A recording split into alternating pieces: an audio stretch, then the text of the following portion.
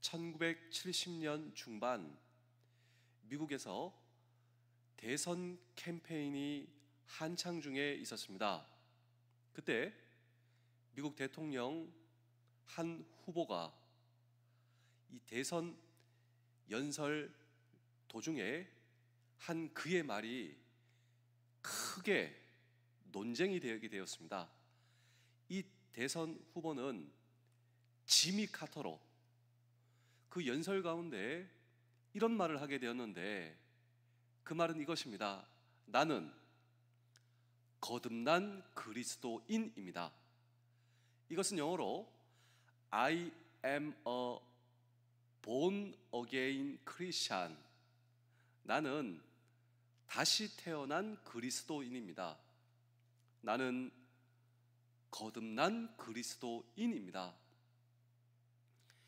이 연설이 나가고 나서 언론계, 그리고 신학계, 그리고 목회자들이 총동원이 되어 이 거듭남의 진정한 의미는 무엇인가? 사람이 다시 태어난다는 것은 무슨 의미인가? 각자 저마다 정의와 해석하기에 이르렀다라고 하는 것입니다. 우리 사랑하는 성도 여러분, 장병 여러분, 군가족 여러분, 거듭난 사람, 다시 태어난 사람, 이 사람의 정의를 여러분들은 어떻게 내리고 계신가요? 또한 오늘 저와 여러분들은 거듭난 사람이신가요? 나는 정말 born again 크리스찬이라고 말할 수가 있겠습니까? 그런데 오늘 이 성경 본문은 이 성경의 거듭남의 오리지널 텍스트다라고 할 수가 있습니다. 거듭남의 성경적 정의, 거듭난 사람의 성경적 정의, 그리고 어떻게 거듭날 수 있는가? 누가 거듭날 수 있는가? 그리고 이 거듭남의 방법은 무엇인가에 성경적 정의와 도전을 우리에게 던져주고 있다라고 하는 것입니다. 인간은 누구나 변화의 갈망, 이 갈망이 없는 사람이 없습니다. 나도 좀 변화되었으면 좋겠다. 그런데 내가 정말 변할 수 있단 말인가? 내 인생 다시 시작할 수 있단 말인가? 성경은 이런 인간의 내면의 본질적 변화를 가리켜 born again, 다시 태어난다, 그리고 거듭난다 라고 성경은 이야기를 하고 있는 것입니다. 최근에 기업에서, 대기업에서, 그리고 최근에 관공서에서 계속해서 이런 말을 하고 있습니다. 벌써 오래가 되었어요. 그 말이 무엇이냐면 다시 태어나겠습니다. 기업이 이런 말을 한다니까요. 관공서가 이런 말을 한다. 다시 태어나겠습니다. 이것은 거듭나겠습니다. 정말 거듭나는 것이 가능하겠습니까? 그런데 성경은 이런 위대한 변화, 내면으로부터의 변화, 다시 태어남, 가능할 수 있다. 성경은 우리에게 가르치고 있습니다. 그렇다면 오늘 이 성경 본문은 인생에서 가장 중요한 거듭남의 명제를 둘러싼 세 가지의 중요한 질문을 던지고 있는데, 오늘부터 이 성경 본문으로 이 설교 시리즈를 시작할 것입니다. 오늘은 누가 거듭나야 할 것인가? 라고 하는 질문을 오늘도 우리는 이 성경 본문 속에 던지고 함께 주의 음성을 들을 때, 여러분, 사실 우리는 거듭나야 한다, 다시 태어나야 한다 라고 하는 이 말을 들으면 우리는 일반적으로 건달, 조폭, 사기꾼, 범죄자가 거듭나고, 그리고 그것이 나와는 무관한 명제처럼 생각하는 것이 사실 일반적 경향입니다. 왜냐하면 도덕적으로, 그리고 윤리적으로, 그리고 사회적으로 나는 괜찮은 존재다 생각하기 때문이죠. 그래서 범법자들, 그리고 조폭과 같은 그런 사람들이 거듭나야 한다라고 하는 생각을 한다라고 하는 것입니다. 1961년 이 이스라엘 예루살렘 법정에 전 세계 매스컴과 사람들의 시선이 쏠리게 되었는데, 당시 이 유태인의 홀로코스트 학살의 직접적 책임자였던 이 독일 나치 히틀러의 오른팔 아이히만의 재판이 진행되고 있었기 때문입니다. 그래서 1961년 이스라엘 예루살렘 법정으로 전 세계의 언론과 그리고 그 수많은 사람들의 시선이 거기에 쏠리고 있었습니다. 그런데 이날 재판에 참석해서 그 모든 사람들은 도대체 이 히틀러의 오른팔 아이히만이라고 하는 사람이 어떻게 생겼을까? 유태인 600만 학살 그 주동자입니다. 대부분의 사람들은 아주 악마와 같은 사람으로 이 아이히만이 생겼을 것이다. 그런데 모든 사람들이 아이히만을 옆에서 직접 관찰하고 충격을 받았다라고 하는 것이죠. 한 유대인 철학자가 이렇게 그를 관찰하고 그를 기술하게 되었는데요, 법정에서 가급적으로 가장 가까운 곳에서 그를 보고 관찰했다라고 합니다. 아이히만, 그는 과연 어떤 사람인가? 충격이었습니다. 여러분, 이 유대인 철학자가 아이히만을 가장 가까이에서 그를 보게 되었습니다. 이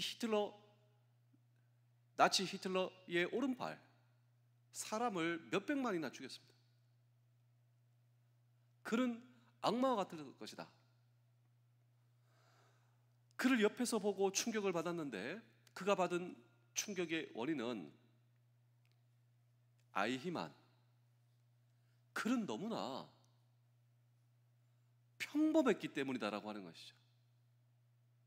너무나 평범한, 우리 주위에서 쉽게 볼 수 있는, 이 철학자가 후일 글을 쓰면서 이런 말을 썼는데, 그 말은 바로 악의 평범성이다. 악의 평범성. 악이라고 하는 것은 지극히 평범하다라고 하는 것이죠. 악인은 우리와 다른 사람이 아니라 지극히 우리와 똑같은 평범한 얼굴을 하고 있었다라고 하는 것입니다. 여러분, 오늘 이 성경 본문으로 다시 돌아와서 예수님께서 거듭나야 한다고, 예수님께서 거듭나야 한다라고 하는 이 거듭남의 명제를 도전하고 계셨는데, 사실 거듭나야 한다라고 직접적으로 말씀을 하고 있었던 이 대화의 파트너, 그 파트너는 도대체 누구였는가? 성경은 그의 이름을 가리켜 니고데모다. 그래서 오늘 이 성경 본문의 확장인 우리 요한복음 3장 1절의 말씀을 다 같이 한번 읽어보실까요? 시작.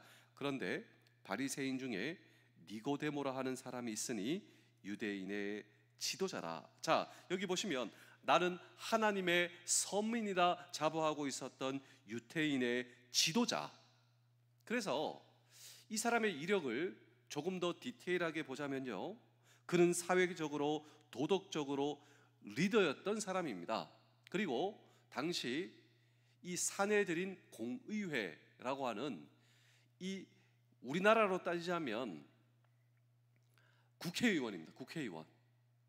그때 당시 이 사내들인 공의회 공회원들이 77명이 있었는데 그 중에 한 명, 또 또한 도덕적으로 율법적으로 선생과 지도자 반열에 있었던, 그러니까 사회적으로 도덕적으로 종교적으로 윤리적으로 지도자, 그가 바로 니고데모였습니다.